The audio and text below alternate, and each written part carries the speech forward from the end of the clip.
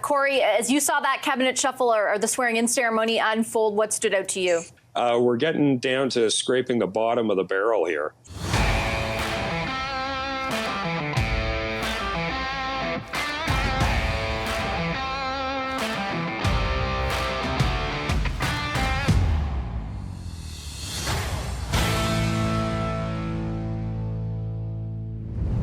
The long-awaited Liberal cabinet shuffle is finally announced. Who was promoted, who was demoted, and what was the biggest surprise? Let's take a look. So, one of the first surprises that we saw was that in keeping with Mr. Feminist, he being Justin Trudeau, demoted Anita Anand. She used to be president of the Treasury Board, as well as taking on Minister of Transport after resignation, but now she just becomes demoted to Minister of Transport and Internal Trade. Gary Anand-Sangari is the new minister, or becomes Minister of Crown, Indigenous Relations and Northern Affairs, and Minister responsible for the Canadian Northern Economic Development Agency. Steve McKinnon becomes Minister of Employment, Workforce Development and Labour, so that's an amalgamation of other positions. And Jeanette Pettipas-Taylor becomes President of the Treasury Board, which was Anita Anand's former position. Now, these are all existing ministers. They just had their portfolios adjusted. And a whole bunch of new people came in. Rachel Bendayan becomes Minister of Official Languages and Associate Minister of Public Safety. Elizabeth Briere becomes Minister of National Revenue. Terry Dugwood becomes Minister of Sport and Minister responsible for Prairies Economic Development of Canada. Nate Erskine-Smith becomes Minister of Housing, Infrastructure and Communities. Darren Fisher becomes Minister of Veterans Affairs and Associate Minister of National Defence. David J. McGuinty becomes Minister of Public Safety. Ruby Sahota becomes Minister of Democratic Institutions and Minister responsible for the Federal Economic Development Agency for Southern Ontario. And Joanne Thompson becomes the Minister for Seniors. So if you hadn't heard of most of those people, Neither have we. I don't blame you. One of the only people that we knew of was Nathan Erskine-Smith, who is Captain Podcast for the Liberals, and he was the one who dropped the F-bomb in committee that I was actually attending. So that's how I was mainly first introduced. I was going to say, that's how you first introduced yourself. So, well, not yourself to him, but that's how he made himself, known yes. to you, I suppose. Smith had a previous history of housing with the Ontario Liberal Party. So that's probably why he's there. And you may have noticed that there was a McGuinty in that list, and that is actually Dalton McGuinty's brother. So Dalton McGuinty being the former Premier of Ontario. Right. So, but that's it. That's the only reason why we kind of know who these people are.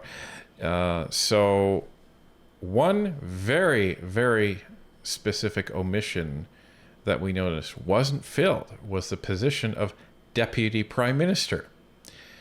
Now, this used to be Chrystia Freeland's one of her two titles, as we all know, but it's interesting that he didn't fill it. Now, why would that be?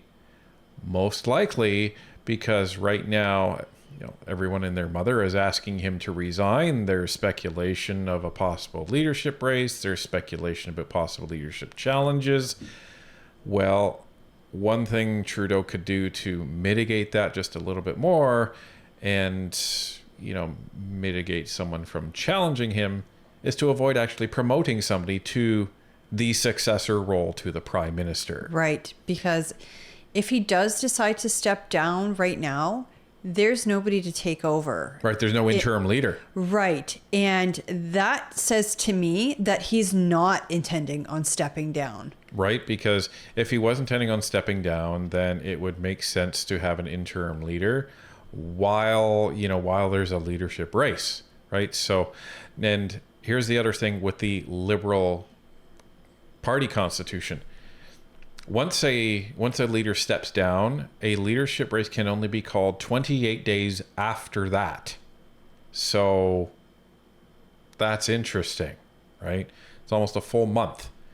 So after Trudeau hypothetically says, okay, I'm stepping down, I'm resigning as the leader of the Liberal Party and therefore as Prime Minister, a convention or a race can only happen 28 days after that. So it can't happen right away. So that's something interesting for everybody to kind of file away in their timelines. Right, which I think leads like validity to the theory that if Trudeau was going to do something, he would prorogue Parliament first, then step down, then have the leadership race 28 days later. I suppose you could make the argument that's his plan, but I honestly don't think he's going to step down. So we'll see what happens. But on one of the CTV panels, a conservative commentator gave his opinion of the quality of the people that had been promoted to cabinet. Take a look. Corey, as you saw that cabinet shuffle or the swearing-in ceremony unfold, what stood out to you? What a bunch of nobodies and never wases that got elevated into cabinet. Like I think what's happening in caucus right now is wrapped up in one of the memes that's been floating around. You know, do I go out with an overwrought plea for the Prime Minister to step down, or do I take what will be a very brief stint in cabinet that I've been waiting for years to be acknowledged? I think there are going to be people who are upset at, a couple of the names there, in particular, Nate Erskine-Smith, who has voted against the government several times, an act that, normally precludes you from joining cabinet, and has also said that he doesn't plan to run in the next election. Many rumors that David McGuinty won't run in the next election.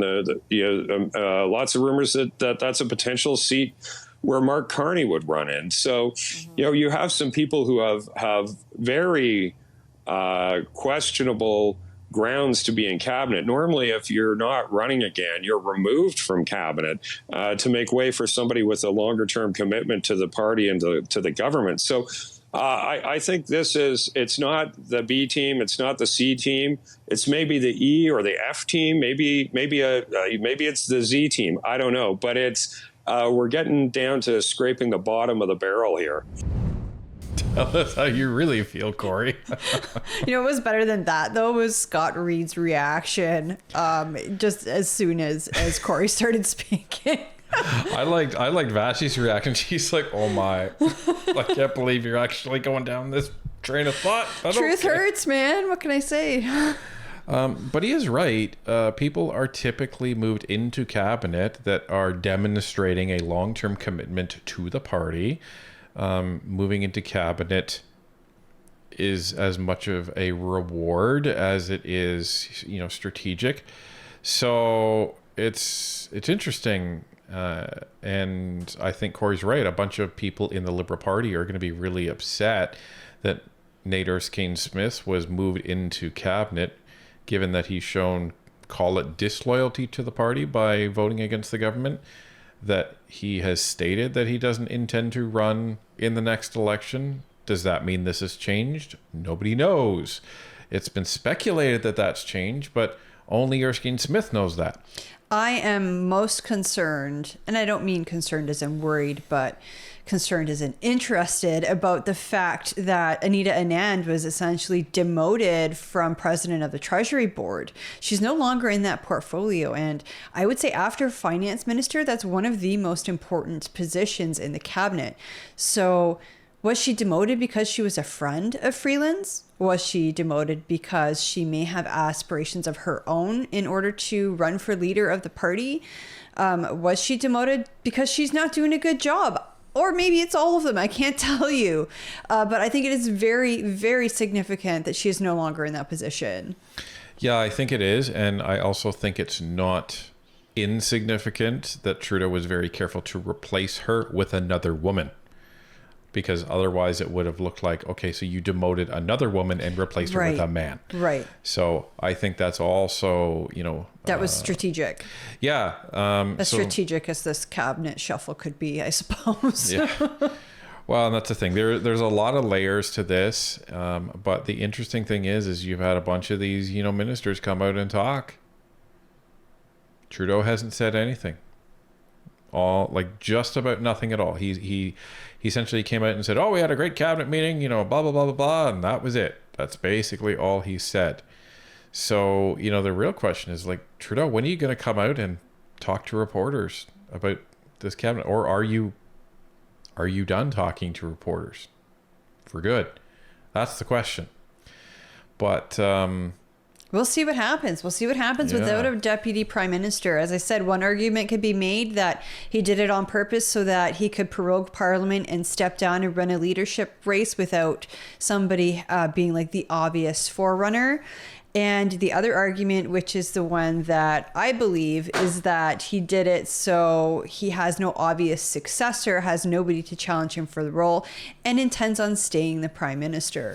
Well, and the other thing that this does, folks, is if there's going to be any foreign diplomacy going on, there's nobody kind of to speak for the prime minister. Sure, he could send LeBlanc, he could send one of these other ministers, but it's very different than sending the deputy prime minister. Right. That has some weight to it. It would be like the vice president in the United States. It's got some gravitas to it. So it's very interesting. It reminds me of that statement that Princess Leia made. The more you tighten your grip, Tarkin, the more star systems will slip through your fingers. In this case, I think it's the more Trudeau tightens his grip, the more, Liberal supporters slip through his fingers and end up becoming opponents. So it's going to be very interesting to see how this plays out. I don't know how dull the Christmas break is actually going to be. So stay tuned, everybody.